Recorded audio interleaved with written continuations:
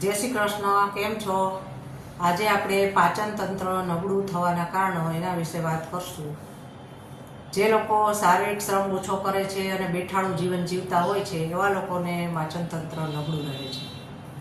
જે લોકો જરૂરત કરતાં વધારે પ્રમાણમાં ખોરાક લે છે અથવા તો જરૂરત કરતાં ઓછો ખોરાક લે છે અને વધુ પડતા ઉપવાસ કરે છે એવા લોકોનું પણ પાચન તંત્ર નબળું રહે છે. જે લોકો પૂરતી ઊંઘ લેતા નથી અને રાત્રે મોડે સુધી જાગતા રહે છે એવા લોકોનું પણ પાચન તંત્ર નબળું રહે છે. જે લોકો યોગ્ય સમયે ભોજન ન લેતા હોય અને ભોજનમાં અનિયમિતતા રહેતી હોય એવા લોકોનું પણ પાચન તંત્ર નબળું રહે છે. જે લોકો વધારે પડતું પ્રમાણમાં ફાસ્ટ ફૂડ અને જંક ફૂડ ખાતા હોય એવા લોકોનું પણ પાચન તંત્ર નબળું રહે છે. જેને દિનચર્યામાં ગડબડ રહેતી હોય અથવા તો બરાબર દિનચર્યા ન રહેતી હોય એવા લોકોનું પણ પાચન તંત્ર નબળું રહે છે. જે લોકો એક જ જગ્યાએ કલાકો સુધી બેસીને કામ કરતા હોય એવા લોકોનું પણ પાચન તંત્ર નબળું રહે છે. કામને લીધે કે બીજા કોઈ પણ કારણોને લીધે જેને જીવનમાં તણાવ રહેતો હોય એવા લોકોનું પણ પાચન તંત્ર નબળું રહે છે. તમાકુ, શરાબ કે ધૂમ્રપાનનું અધિક સેવન કરતા હોય એવા લોકોનું પણ પાચન તંત્ર નબળું રહે છે.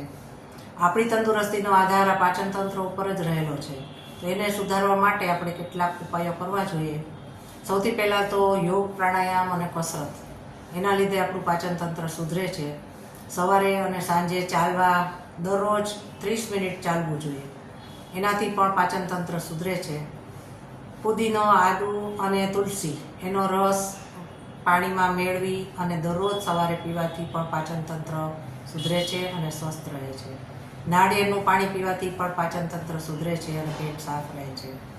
50 ગ્રામ વરિયાળી, જીરું, અજમો એને તવા ઉપર શેકી એનો પાવડર બનાવી લેવો. એમાં 10 ગ્રામ હિંગ અને 5 ગ્રામ કાળા મરીનો ભૂકો મેળવી અને એનું ચૂર્ણ બનાવી અને કાચના વાસણમાં એને રાખવું.